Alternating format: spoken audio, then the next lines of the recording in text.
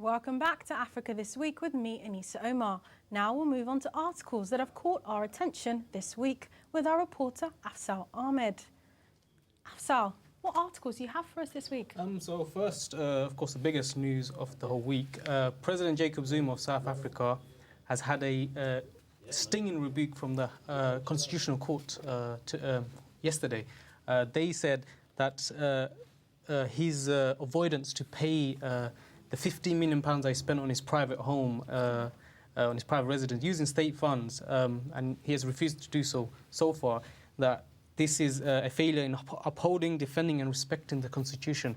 So it's a massive rebuke against him, which all the opposition parties are, using against him. But despite, he has said he's going to take into consideration, so we have to wait and see what he will do. What does it say about democracy? But it does send a clear message from the Constitutional Court that this part of South African politics is independent and ready to account any abuses in power.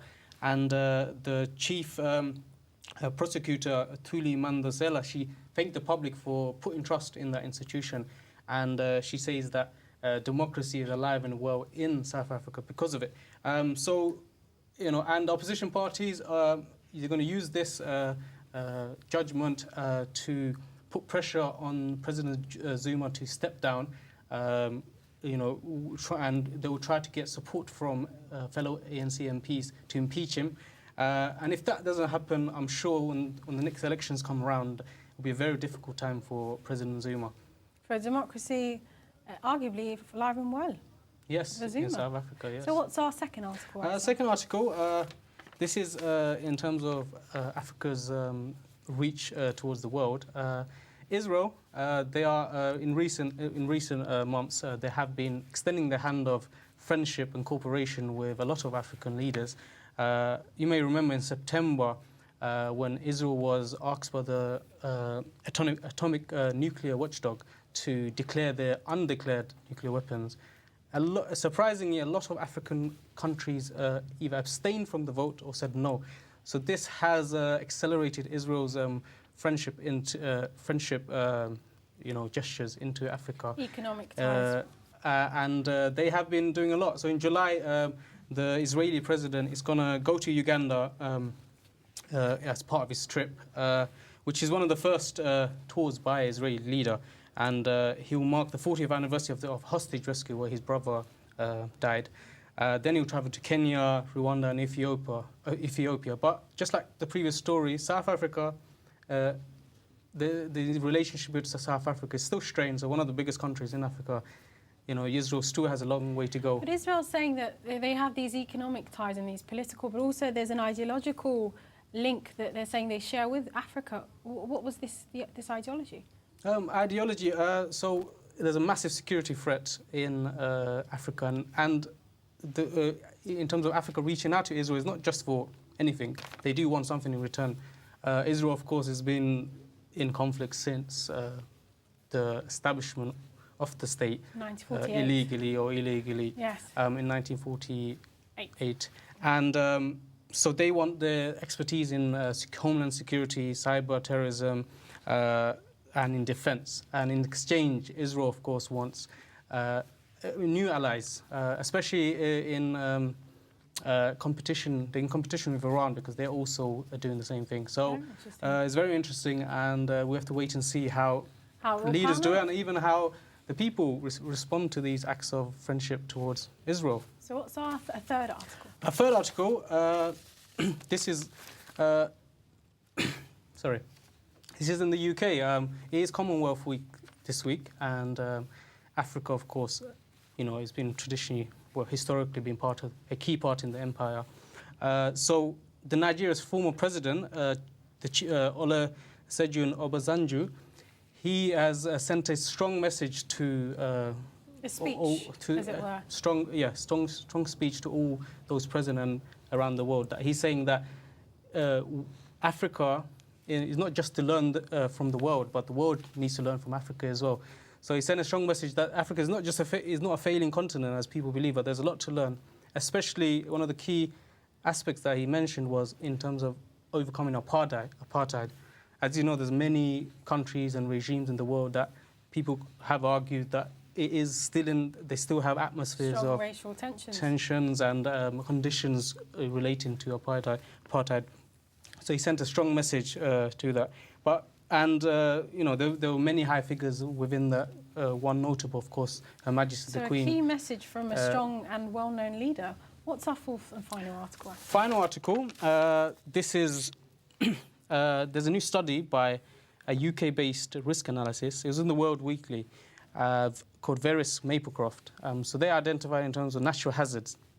As you know, Africa and Asia, you know, do suffer from a lot of various types of natural hazards, such as earthquakes, wildfires, cyclones, etc.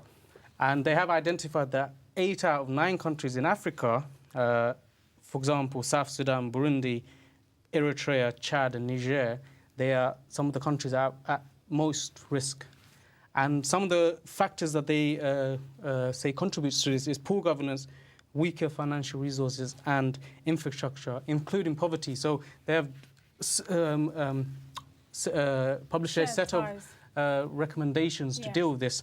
And they say that why this research is so important is because, especially in this world today, because everything is very interconnected, any disaster has a massive ripple effect across the world.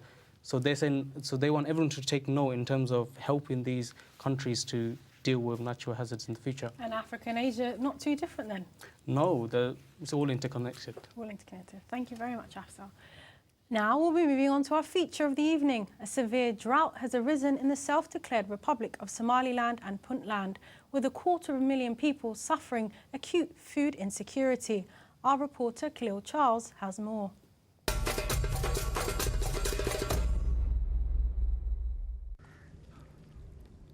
The drought has stretched from east of Sanag to the borders of Ethiopia and Djibouti. Awadel and Silal are amongst the worst affected areas. The El Niño effect has exacerbated conditions and compounded an already challenging humanitarian situation. An estimated 1.7 million people, or nearly 40% of the 4.6 million people living in these areas, are in need of humanitarian assistance and livelihood support. Of these, 1.3 million people are at risk of slipping into acute food insecurity. Many families in the Awadel and Salal regions have lost their herds to the drought and are heading now to the nearest towns. Droughts are all too common in this region of Africa, and famines are not unknown. The last major famine to hit was in 2011, resulting in the death of over 260,000 people. Local aid agencies, civil societies and the Somalian diaspora across the globe have launched fundraising appeals to provide critical life-saving assistance and vital food supplies for the 1 million people in the drought-affected northern regions of the country. The export data collected by the Food Agricultural Organization of the United Nations indicates that Somalia, Somaliland and Puntland have exported 4.6 million goats and sheep, 340,000 cows and 77,000 camels in 2014, worth an estimated £280 million. Livestock is the mainstay of the Somali economy, contributing 40% to the country's gross domestic product. If funding is not secured to support families through the drought, the consequences could be grave. Malnutrition-related deaths have already begun to occur in the Awadel region. Khalil Charles, Africa This Week.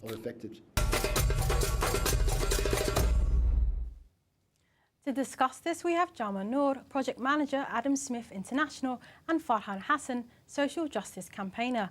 Welcome to the show, both of you. Thank you. Thank you. So, Jama, where is this drought taking place? Mainly the drought is taking place in the western regions of Somaliland, and the worst hit is in outer region of in the west and Celal as well. There is also, it extends all the way to eastern Sanag and other regions as well, in Sahel and Togdere as well. But it also reaches to Puntland areas and even to the south. So it's quite a severe drought, which is covering most of the Somali inhabited areas. And Somaliland, as we know, and Puntland are unrecognised states. And a lot of the international media are unaware of this. Do you think this has had an effect on not understanding this acute crisis? Yeah, and in terms of understanding, unless you have coping strategies and international aid, then it's going to be difficult for unrecognized country to be able to have policies and strategies to cope with when there's a drought or natural disaster like what we see now in Somaliland and other part of Somalia as well. So 250,000 people affected. What does this mean? Hunger, displacement? What can you paint us a picture? Yeah, it means, first of all, it can have a different effect. It could have an environmental effect, human effect, and livestock effect. As the clip says, and 40% of the economy of Somalia and Somaliland is dependent on livestock. Imagine if that 40% are not being able to cope with the drought, what could happen? In terms of environmental, you can have other effect as well. Forced migration could be one where people cannot live, for example, in Awdal and move from Awdal to other parts of Somaliland, and similarly, other parts of the Somali region, there could be a further migration to other neighboring countries, and that can have multiple effects regionally and globally. So in terms of drought being a crisis issue, do you think that it's reoccurring in this region for a particular reason? I don't think there is a particular reason, but there is a generally, and it reoccurs every other year, and it has become a routine for the last 20 or so years. So I think it's, and there's no such a long-term plan to tackle with this. The biggest problem is that there is this short-term, plan and haphazard, response whenever it comes, and everybody knows that it will come. It will definitely come every year. So there should be some kind of a long-term plan to tackle with this, and help these people to be resilient and to tackle with these effects of the drought. But just to go back to the effects, I think the biggest effect will be the economic one, because these people are losing their livestock. When they lose half of them, the economy, the backbone is also livestock, as my colleague said.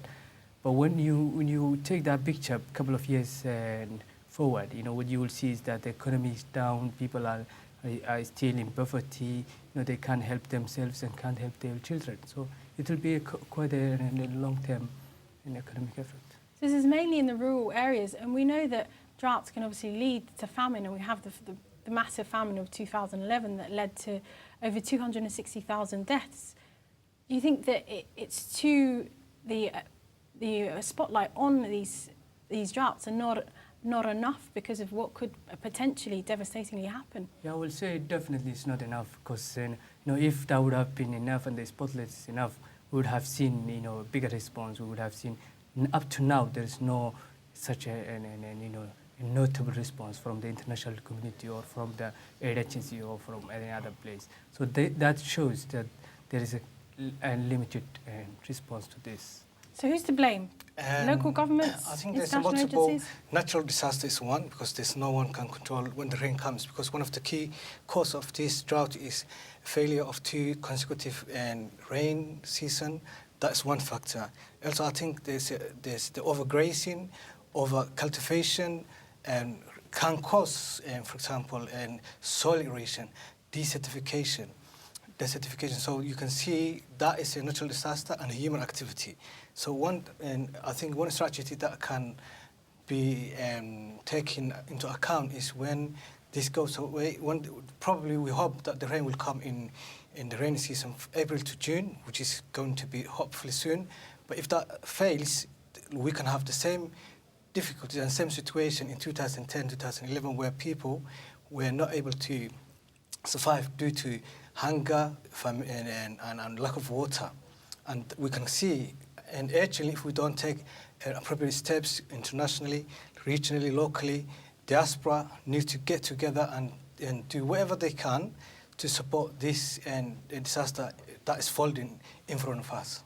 So what should the diaspora and local agencies and governments do to help? Already, there are lots of activities going on as we speak now.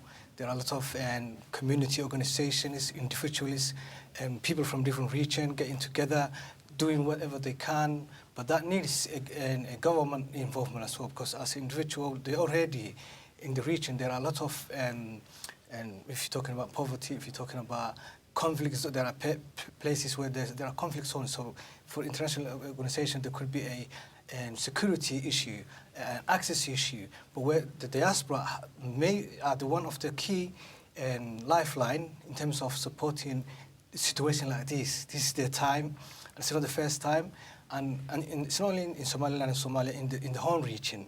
There are over 10 million people who are obviously going to be affected, and it's very important to not wait when the situation gets worse. It's the right time. We need to get together, put all the effort together. So obviously that's one. To blame, there is a lack of incoherent policies in terms of regional government. Like in Somaliland, I haven't come across any proper and rural and agriculture policies. So that could be something that we can think about in the future. So this keeps happening. So what can be feasibly done? We have these think tanks and local and international agencies, but are they doing enough? What can they do? I won't be able to say they're not doing enough, but perhaps it's the resource they have is not enough to tackle these problems. But I would say there is a two-way problem. The first one is that there is no local policies, of course. There is no local strategy to tackle with this. And secondly, there is no international community response. It's very short term, as I said, and it is not looking beyond today and beyond that moment. So I think there is two-way solution that we can. The resources locally should be pulled together so that they can tackle the long-term problem and not do too much. And secondly, the international community should be a bit more generous to help these problems and for the long term. Make sure that if they put more resources in today, that will save a lot more resources in the future. So I think. And how much are we talking in terms of resources and building infrastructure, would you say? I think the infrastructure, the most important infrastructure now, for me, it seems to be like building big dams, because the water, literally all the water that comes at Somaliland or Somalia goes to the sea. So the first step should be somehow to make sure that this water is at least held and the people make use of it when there is a drought. So building dams will not be very expensive, but of course we need a couple of millions to do that. I think to add to that, I think education is the key. If we can educate the local community in terms of land management and farming and practices, how they do farming practices in the long term, international aid development is the key, and diaspora and governments can do. And I'm sure there are a lot of government and responses in terms of locally as I saw on the news, but that is just a reactionary. I think what we need is more proactive kind of strategies. Are there enough resources to educate people? There are resources, but it's how you use that resource. If your resource is about election and politics, then that's your priority. But if 40% of your economy is based on livestock, 20% of your economy is based on agriculture, so that's 60%. 40% is based on diaspora's money. So you can see where would my priority would lie. The rural nomadic people are the most generous, most resilient people on earth that I come across. When I want to go to the region, you'd be amazed. And I think it is duty, it's obligation to save their lives, because they don't need a refugee camps. They don't need to migrate to Europe and Africa. But they are migrating, as we know, even now with this ongoing drought. So how can the economy be diversified to stop this? Of course, one of the to do that you need, and like Jama said, and you need water. That's one of the lifeline of a human being, a basic human necessity. If you can, all the international actors, regional, local actors can come together and focus on and design, maybe for the next 10, 20 years. We know the world is changing in terms of climate and global warming, climate change. Even in the UK, we had a flood not long ago, and that is not been happening for a long time. So you can see maybe in the future, this is a El Niño kind of effect is is affecting the region as well.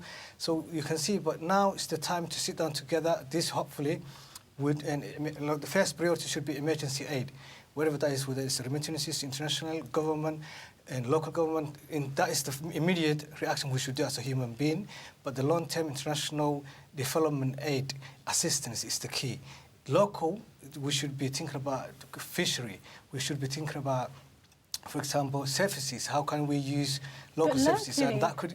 Do you not need the political will? Is there the political will? I think political will be crucial if we need to move forward and solve these problems permanently. But I think there is a political will to some extent, but the political will needs to be action more than the political will. So if you just will, it will be a wishful thinking at the end of the day. But you have to do some things, and basically it doesn't need huge sums of money to start with. You can manage your resources locally. So Somaliland's budget is around 300 million. So, and as far as I'm aware, the budget allocated for helping the rural population is negligible. So that shows that's self-explanatory. You don't need to wait for big sums of money to come from outside world. First, you have to do something, and when the world see you are doing something, is when you can get something. So I rural think people, I know, are moving into the towns. Cities. So is there a clear, as you say, a clear divide that's not helping the crisis? Yeah, there is definitely a clear divide, and the problem is now when these people are, most of them are losing their heads, as you have said at the beginning. But when they lose, they're all going to the cities, and the cities you already have very poor services. You don't have enough health professions. You don't have education for these people. So that will create, congested services for the community, and it will even deteriorate the situation in the cities. So it will affect in both the rural and the cities. To some extent, I disagree with Jama. I think there's no political will. If you look at, for example, Somaliland and political parties, manifestos and policies and action, I haven't come across a unified kind of response where all the political parties come together and doing something about. Whereas in terms of voter registration, which is very good, there is a lot of energies and resources. Similarly, when this election comes, there's a lot of resources and also security, and I can see that it's important. But if you go to in Somaliland in a rural area, when you talk to people on the ground, only the time they see politician is when they vote. And I think this is the time they could hold them to account and say, what have you done for the rural community in terms of crisis like the human crisis that we see in front of us now. In Somaliland and other parts of the region, yes. As of now. Thank you for your comments, both. But unfortunately, that's all the time we have for this episode. I want to thank all my guests for joining us and to you at home for watching. Current title holders of the African Cup of Nations, the Ivory Coast, remain on course to defend their title at the 2017 finals, despite being held 1-1 to Sudan. Morocco became the first team to qualify for next year's Africa Cup of Nations with a 2-0 win over Cape Verde. We will leave you with scenes of the Ivory Coast team training to bring the title back home once again. We'll be back next week at the same time. Until then, have a good evening.